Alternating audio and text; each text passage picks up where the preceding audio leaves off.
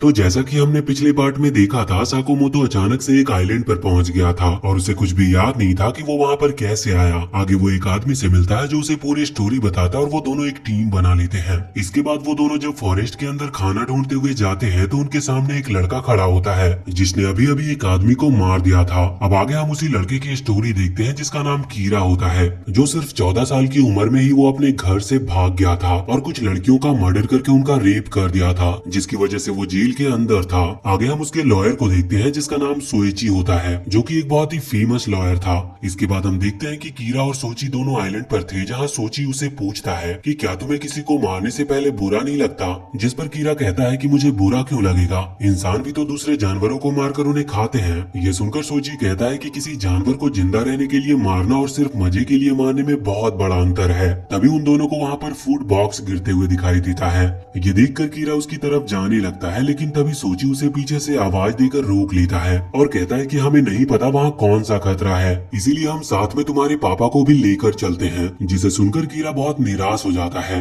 फिर जब वो तीनों उस बॉक्स फूड के पास पहुँचते हैं तो वो बॉक्स एक पेड़ के ऊपर अटक गया था। तभी कीरा के डैड उससे जबरदस्ती मारकर उससे उसका बॉम्ब छीन लेते हैं और पेड़ को तोड़ने की कोशिश करते हैं, लेकिन जब वो उस बॉम्ब को यूज करने की कोशिश करते हैं तो वो काम नहीं करता। ये देखकर उसके डैड कीरा को एक और किक मारकर बॉम्ब को ऑन करने के लिए कहते हैं और कीरा जब उस बॉम्ब को यूज करता है तो वो पेड़ टूट जाता और उन्हें खाना मिल जाता है, लेकिन कीरा के डैड सारा खाना अपने पास रख लेते हैं, जिस पर सोची उसे रोक कर कहता है कि ये खाना हम सबका है, इसलिए आपको इसे हम सब में बराबर बांट देना चाहिए। जिसके जवाब में वो कहता है कि ये खाना मैंने ढूंढा है और इसे मेरे बेटे ने नीचे लाया है, इसीलिए इसमें तुम्हारा कोई भी हक नहीं है। तभी कीरा ये देखकर अपने डैड से कहता है कि तुम एक घटिया आदमी हो, जिस पर उसके डैड उस पर अटैक कर देते हैं। और तभी कीरा को अपनी पुरानी यादें याद आती है, जब वो रूम में बैठकर बुटूम खेल रहा होता है और उसके डैड आकर उसे मारने लगते हैं। इसीलिए तभी वो अपने एक बॉम्ब निकालकर अपने डैड के शर्ट में चिपका देता है। फिर इससे पहले कि उसके डैड उन कपड़ों को निकालकर फेंक पाता, एक बॉम्ब वहीं फट जाता है और उसके डैड की वहीं पर मौत हो जाती है।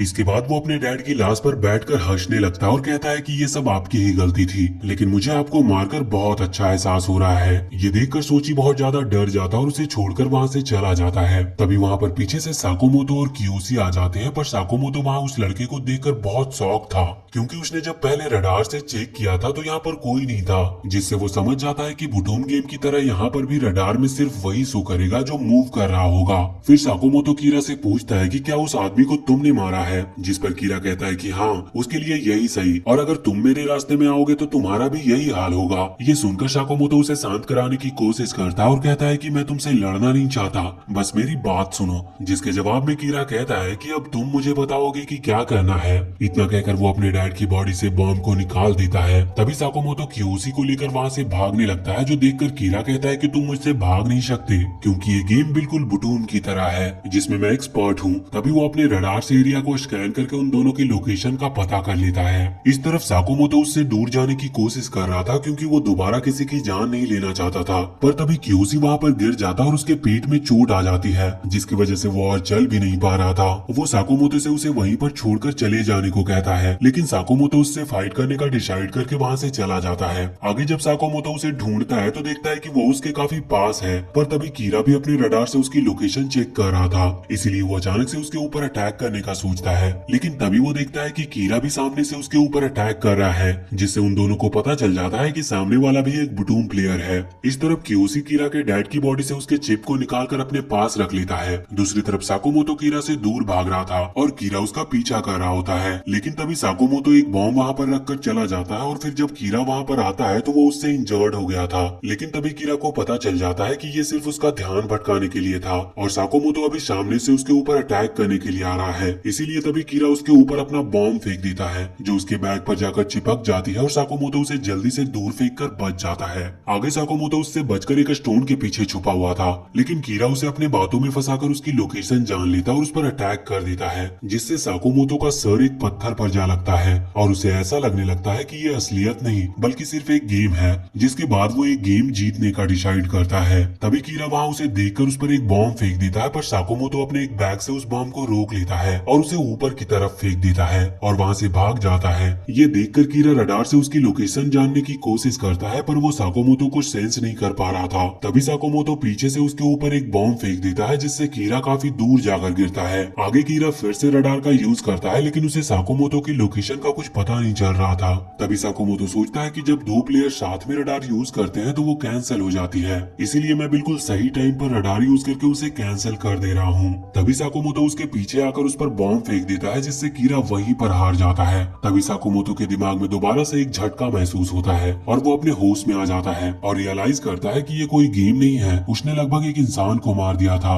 आगे वो कीरा को एक पेड़ पर बांधकर उसके सारे सामान को ले जाता है। तभी पीछे से कीरा उसका नाम पूछता है और जब साकुमोतो अपना नाम बताता है तो कीरा समझ जाता है कि ये वही साकुमोतो है जिसके रैंक पूरे वर्ल्ड में टॉप 10 के अंदर आती है। अब आगे साकुमोतो और कियोशी खाना खा रहे थे, जहाँ पर कियोशी कहता है कि मैं तुम्हें थैंक यू कहना चाहता हूँ, तुम जब वापस सही सलामत आ गए थे तो मुझे देखकर बहुत खुशी हुई थी। जिस पर साकुमोतो कहता है कि तुमने मुझे पहले ही बहुत बार थैंक यू बोल दिया है, जिसके जवाब में कियोशी कहता है कि तुमने मेरे लिए अपनी जान खतरे में डाली थी, मैं तुम्हारा एहसान कभी नहीं भूलूंगा। इतना कहकर कियोशी की आंखों से आंसू आ जाते हैं और वो रोने लगता है। अगले सीन में हम देखते हैं कि जब साकुमोतो के डैड अपने घर में वापस जाते हैं तो वहाँ पर वो देखते हैं कि साकुमोतो की मॉम ने सुसाइड करने की कोशिश की होती है। फिर वो कहती है कि मैंने ऐसी चीज कर दी है जो कोई भी पेरेंट नहीं करेगा। और तभी हम वहाँ एक पेपर में साकुमोतो का नाम लिखा हुआ देखते हैं, जो कि वही पेपर था जिसमें नाम लिखने के बाद लोग गायब हो जाते हैं। इस तरफ साकुमोतो और कियोशी एक तालाब के पास बैठे हुए थे, पर तभी वहाँ पर पानी में तैरते हुए उस लड़के की बॉडी वहाँ पर आती है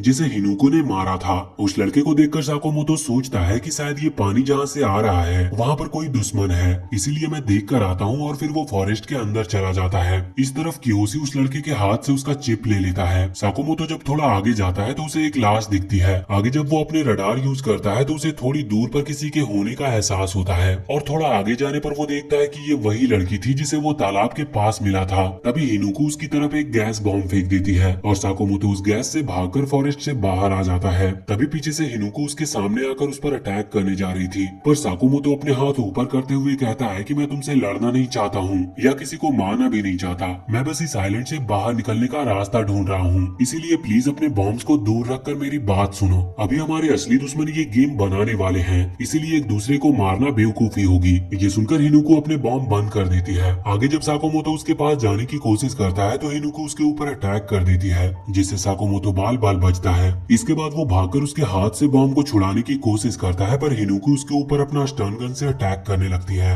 आगे जब साकुमोतो उससे बात करने की कोशिश करता है तो हिनुको अचानक से उसके ऊपर अटैक कर देती है, लेकिन साकुमोतो अपने पेट से उसके हाथ पर अटैक कर देता है, जिससे हिनुको अपने खुद के अटैक से इंजर्ड हो जाती है और बेहोश होकर वहीं पर नीचे गिर जाती है। इसके बाद साकुमोतो उसे होश में लाने की कोशिश करता है, लेकिन उसका कोई असर नहीं होता, इसीलिए वो उसके हथियार और खाने को अपने पास रख लेता है। आगे जब हिनुको की आंखें खुलती है तो वो देखती है कि साकुमोतो उसे लेकर जा रहा था। हिनुको उससे दूर जाने की कोशिश भी करती है, लेकिन स्टन गन के असर से वो अपनी बॉडी मूव नहीं कर पा रही थी। साकुमोतो उससे कहता है कि मैं तुम्हें चोट नहीं पहुंचाऊंगा, इसीलिए डरने की कोई जरूरत नहीं है, मैं तुम्हें एक सेफ जगह पर ले जा रहा हूँ। पर तभी हिनुको अपने पॉकेट में हाथ डालकर एक बॉम्ब निकाल लेती है और कहती है कि मैं तुम्हें मेरी इज्जत के साथ खेलने नहीं दूंगी और इससे पहले ही अपनी जान ले लूंगी। पर तभी साकुमोतो उस बॉम्ब को ऑफ कर देता है, जिसके बाद हिनुको वहाँ पर रोने लगती है। इसके बाद कियोशी और साकुमोतो उसे कुछ खाने को देते हैं। तभी कियोशी कहता है कि हम इस आइलैंड से बिना किसी को मारे बाहर निकलने वाले हैं, इसीलिए अगर तुम भी हमारे साथ शामिल हो जाओ तो हम साथ में एस्केप करेंगे। जिस पर हिनुको कहती है कि अगर हम बाहर चले भी गए तब भी कोई फायदा नहीं होगा,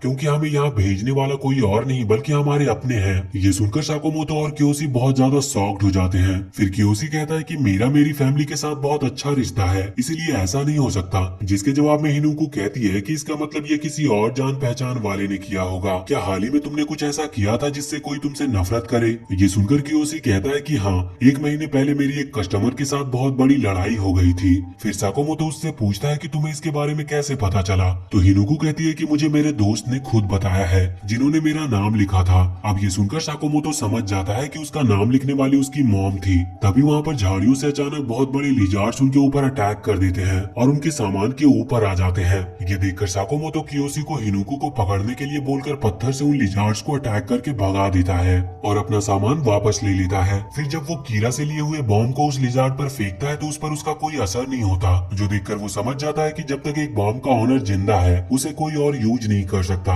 और फिर वो अपने बॉम्ब्स ढूंढने लगता है। इस तरफ एक लिजार्ड कियोशी के पैर को काट लेता और तभी साकुमोतो अपने बॉम्ब फेंककर उस लिजार्ड को मार देता है। इसके बाद जब वो आगे जा रहा था तो कियोशी साकुमोतो से कहता है कि आजकल तुम्हारे जैसा अच्छा लड़का कहीं नहीं मिलता, तुम इस सिचुएशन में मुझे और उस लड़की को यहीं छोड़कर भाग सकते हो। जिसके जवाब में साकुमोतो कहता है कि ऐसी बातें करना बंद करो, मैं ऐसा कुछ नहीं करने वाला, फिर क्यूसी कहता है कि जब तुम मुझे छोड़कर फाइट करने गए थे तो मुझे डर था कि शायद तुम वापस नहीं लौटोगे। क्यूसी कहता है कि जो भी इस लड़की ने बताया कि हमें भेजने वाले हमारे अपने हैं, तो मुझे लगता है कि ये सही कह रही है, क्योंकि मैं अपनी फैमिली के सामने तो बहुत अच्छा था मगर काम में वो बहुत बेईमानी करता था। वो अपने एम्प्लॉयज की कमजोरी का फायदा उठाकर सिर्फ अपने प्रॉफिट के बारे में सोचता था, इसीलिए ये उसकी सजा है। तभी वहाँ पर अचानक से लिजार्ड उनके पास आ जाता है और क्यूसी ये देखकर वहाँ से भागने लगता है। ये देखकर साकुमोतो हिनुको को लेकर फॉरेस्ट के अंदर चला जाता है और क्यूसी को ढूंढने लगता है। और जब वो अपने रडार का यूज करता है तब भी उसे क्यूसी का कोई पता नहीं चलता। और ये देखकर साकुमोतो सोचता है कि रडार में नहीं दिख रहा, मतलब उसने मूव करना बंद कर दिया होगा।